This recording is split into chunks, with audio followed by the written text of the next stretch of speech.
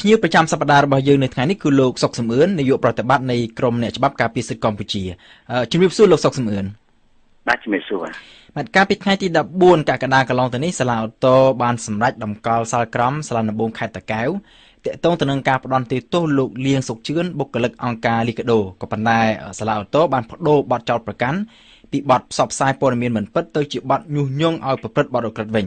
ទីមួយលោកសំអឿនចង់ដឹងថាបាននិយាយតាមផ្លូវច្បាប់តើការផ្លាស់ប្ដូរបទចោទប្រកាន់បែបនេះស្របទៅនឹងនីតិវិធីព្រហ្មទណ្ឌដែរឬទេបើក្នុងករណីបែបហ្នឹងបើយើងពិនិត្យមើលច្បាប់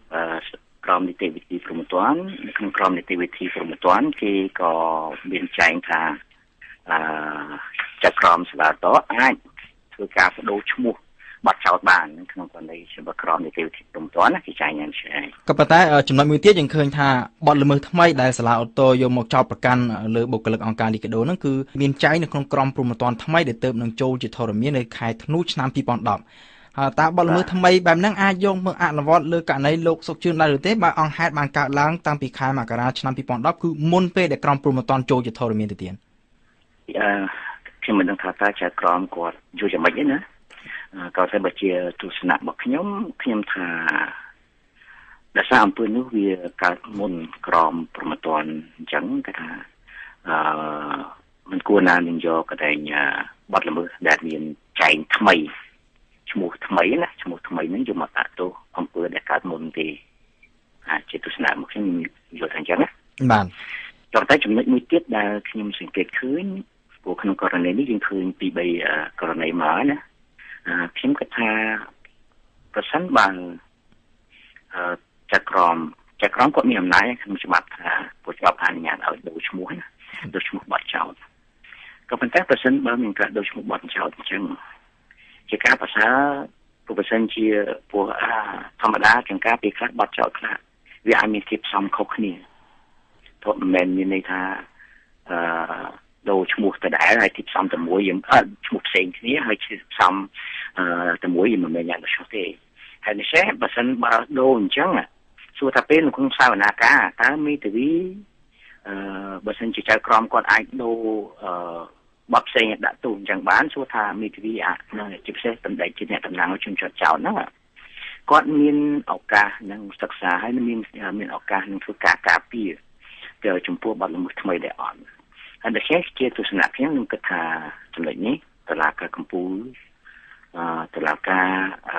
ហើយនឹងរដ្ឋាភិបាលក៏ដូចគ្នាដែរគួរតែពិចារណាដែរគួរតែបើសិនជាច្បាប់អនុញ្ញាតឲ្យអាចដូរបានក៏គួរតែចៅក្រមប្រកាសថាធ្វើការដូរបទចោលចឹងទៅក៏តែទុកឲ្យមេធាវីការពារនោះគេមានឱកាសនឹងសិក្សាហើយពេលដែលក្នុងសាវនាការមេធាវីគេអាចនឹងលើកហេតុផលការពារបទចោលថ្មីព្រោះបើសិនជាយើងដូរហើយមិនទុកឱកាសឲ្យមេធាវីការពារបទចោលថ្មីខ្ញុំថាហ្នឹងវាយើងគិតតាមពីកតិកាសញ្ញាស្តីពីសិទ្ធិពលរដ្ឋនយោបាយគឺមានន័យថានេះជាការរំលោភទៅលើសិទ្ធិការពារខ្លួនរបស់ជនជាប់ចោតដែរបាទហើយចង់ជ្រាបពេលហ្នឹងចង់សួរបន្ថែមដែរថាតើអ្វីទៅជាបទញុះញង់ឲ្យប្រព្រឹត្តបទឧក្រិដ្ឋដែលសាលាតូលើកឡើងហ្នឹងបាទក្នុងចំណុចហ្នឹងខ្ញុំគិតថាការញុះញង់ហ្នឹងវាអាចករណីពីរមួយនិយាយទៅវាទូទៅក៏តែមួយទៀតគឺថាជាការជំរុញឬក៏និយាយបញ្ចុះបញ្ចូលឲ្យបុគ្គលណាម្នាក់ហ្នឹងគាត់ប្រព្រឹត្តបទឧក្រិដ្ឋជាក់លាក់ណាមួយបើយើងគាត់និយាយទូទៅមិនដឹងថាអ្នកនោះយកទៅធ្វើស្អីអាហ្នឹងវាខ្ញុំគិតថាមិនមែនជាការញុះញង់ទេមិនមែនជាការញុះញង់ឲ្យប្រព្រឹត្តបទឧក្រិដ្ឋទេហើយដូច្នេះបើសិនជាមនុស្សឲ្យតែមនុស្សនិយាយអីឲ្យមានចូលពាក្យបន្តិចហើយយើងអាចយកមកដាក់ទូបទញុះញង់អាចជាប់គុកដល់10ឆ្នាំបានខ្ញុំថាហ្នឹងក៏ដូចជាមិនយុត្តិធម៌សម្រាប់ប្រទេសជនជាប់ចោតទេហើយម្យ៉ាងទៀតក្នុងក្រមព្រហ្មទណ្ឌថ្មីនេះក៏បានកំណត់ដែរថាចៅក្រមនោះមិនអាចធ្វើការបកស្រាយច្បាប់ហ្នឹងដោយទលាយពេកទេត្រូវបកស្រាយដោយតឹងតែងហើយមិនអាចយក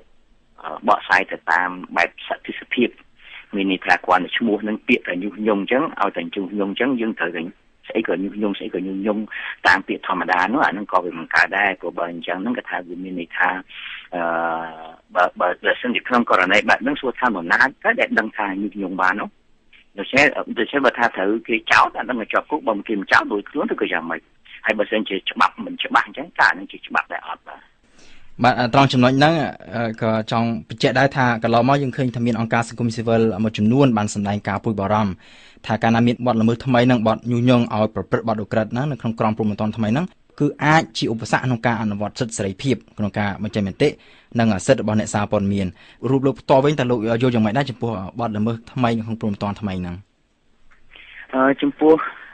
ព្រោះនៅក្នុងភាសាច្បាប់ហ្នឹងក៏គេតាមពិតទៅនិយមនេះក៏គេគួរសមមានលក្ខណៈគួរសមដែរព្រោះគេនិយាយថាញុះញង់ដោយផ្ទាល់ហើយដូច្នេះអ្វីទៅដែលហៅញុះញង់ដោយផ្ទាល់អមថាខ្ញុំទៅនិយាយជាមួយបញ្ចុះបញ្ចូលនរណាម្នាក់ឲ្យធ្វើអំពើអ្វីមួយដែលជាក់លាក់មិនគាត់និយាយទូទៅចោលហើយយើងអ្នកនោះទៅគិតជួតនិយាយតែធ្វើម្នាក់ឯងហើយយើងថាមកពីបណ្ដាមកពីញុះញង់ក៏អត់ទៅដែរ